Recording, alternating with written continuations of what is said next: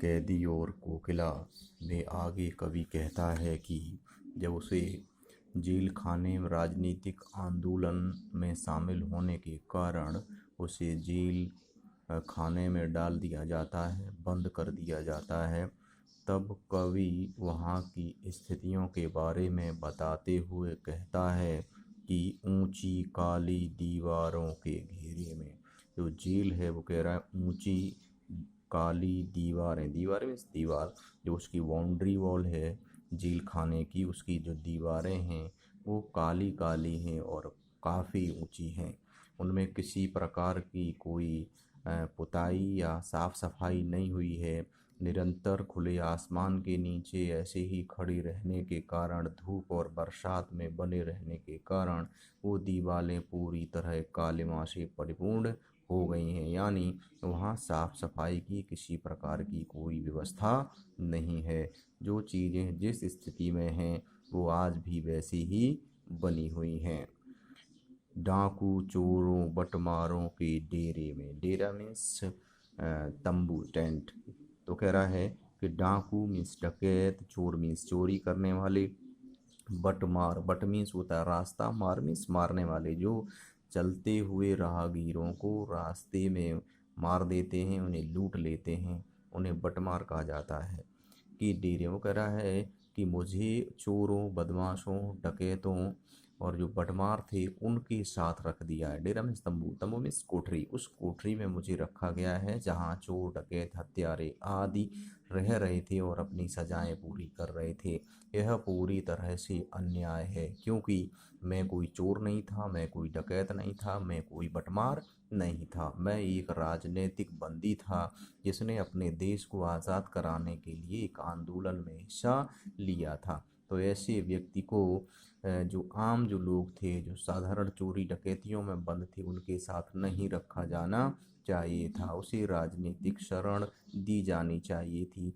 और जो राजनेता होते हैं उन्हें जो सुख सुविधाएं दी जाती हैं, उन सुख सुविधाओं से उसे महरूम कर दिया गया था, मीन्स अलग कर दिया गया था। ये मेरे साथ अन्याय है, मेरे साथ धोखा है, मेरे साथ किया गया छलावा है, यह अंग्रेजों की अन्यायपूर्ण नीति है, ये बता रहा है वो। जीने को देते नहीं पेट भर खाना। तो कह रहा है यहाँ जीने के लिए, अपना जीवन, अपनी ज़िंदगी ठीक से चलाए रखने के लिए या बनाए रखने के लिए ये आपको पेट भर भर पेट खाना नहीं देते। भर पेट, इसमें कौन सा समास हो गया? भर पेट कौन सा समास है? अव्यय, अव्ययी भाव समास है। पेट भर कर, ठीक है, यथाशक्ति, ये अव्ययी भाव समास है, तो यह अव्ययी भाव समास होगा।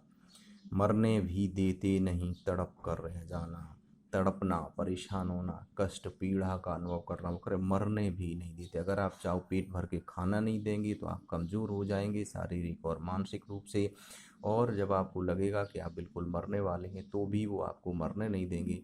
यानी इतना खाना आपको देंगे ना आप मर पाओगे और ना ही ठीक से जी पाओगे।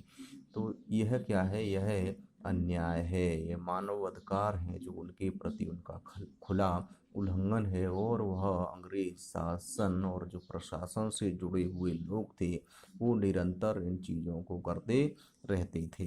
तो कह रहे हैं मरने भी नहीं दे। आप सोचो कि चलो इतना खाना नहीं मिल रहा है खाने लायक तो हम मर ही जाएं, लेकिन आप मर भी नहीं सकते। आप कितने भी तड़पिएगा, परेशान होइएगा, पीड़ा में अनुभव कीजिएगा, वो सारी चीज़ें आप करिएगा, लेकिन आपको वो मरने नहीं देंगे और ना ही पूरी तरह से जीने ही देते हैं। यह अंग्रेज़ों का कुचक्र था, यह कहिएगा राजनीतिक बंदियों के प्रति उसका ये एक दुष्चक्र था, जिसमें वो अपने जो उनकी व्यवस्थाएं थीं कि इन्हें मरने भी नहीं दो, जीने भी नहीं दो, इस लायक कर दो, ये कुछ ना कर पाएँ, यह उनकी नीति थी, उसका वो पालन कर रहे थे।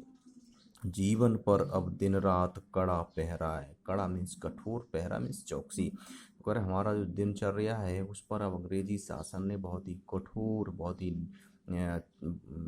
बहुत ही चौकसी बढ़ा दी है, कठोर नियंत्रण रख दिया है। कोई भी मिलने के लिए आए उसे जल्दी मिलने नहीं दिया जाता। आप किसी से बात करना चाहें तो आप किसी से बात नहीं कर सकते। यानी कड़ी चौकसी, कड़ी पहरेदारी उन्हें रख दिया गया है। जीवन पर अब दिन रात मीन्स हमेशा 24 घंटे उन पर लगातार निगरानी रखी जा रही। दिन रात, तो दिन रात में यहाँ कौन सा समास हो जाएगा? दिन और रात दोनों शब्द बराबर हैं, बीच में डैश लगा हुआ है, तो कौन सा समास हुआ? द्वंद्व समास होगा यहाँ। शासन है या तम का प्रभाव गहरा है। अगर ये शासन व्यवस्था है, ये शासन व्यवस्था किस प्रकार की है? या तम मीन्स अंधकार, अंधकार मीन्स अज्ञान। लग रहा है यह शासन व्यवस्था न हो करके यहाँ अंधकार फैला हुआ है, यानी यहाँ पर कोई किसी की सुनने वाला नहीं है। आप कितना भी चिल्लाइए, आप कितना भी कहिएगा, आपको कोई कुछ भी नहीं कहेगा, कुछ भी आपकी बातों को सुनने वाला नहीं है। यानी यहाँ अज्ञानता से भरा हुआ शासन है, इतनी दुर्व्यवस्थाएं हैं, इतनी परेशानियां, कष्ट है, लेकिन कोई आपकी आवाज़ को नहीं सुनेगा।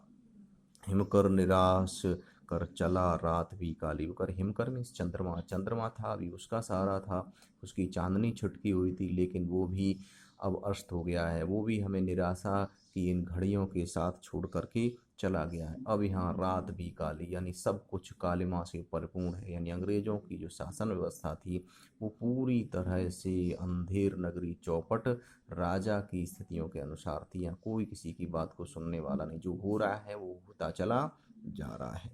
इस समय कालिमा मई जगी क्यों आली। इस समय कालिमा मई, कालिमा मीन्स कोयल भी काली होती है, तो काली रात्रि है, कोयल भी वाली है, तो वही कह रहे हैं कालिमा से परिपूर्ण है सखी। आली मीन्स सखी, कोयल तू क्यों जाग रही है, तू क्यों मुझे उकसा रही है, या क्या संदेश देना चाहती है। वो करे कुछ भी नहीं यहाँ दिख रहा है, कुछ भी हम महसूस नहीं कर पा रहे हैं। सिर्फ एक जो कोयल की आवाज़ है, कालिमा मई जो हमारी सखी है, उसकी आवाज़ के सहारे में अपने जीवन को आगे बढ़ाए जा रहा हूँ, या उसकी आवाज़ ही हमें एक आश्रय दे रही है, एक अवलंब दे रही है, एक सहारा दे रही है, जिसके साथ में अपने आप को रोके हुए हूँ। नहीं तो यहाँ कोई सुनने वाला नहीं है। सब जगह तम का प्रभाव है, मीन्स अज्ञानता का प्रभाव है, अन्याय का प्रभाव है, कोई किसी की यहाँ सुनने वाला नहीं है। इस प्रकार वो अपने जेल के जीवन का वर्णन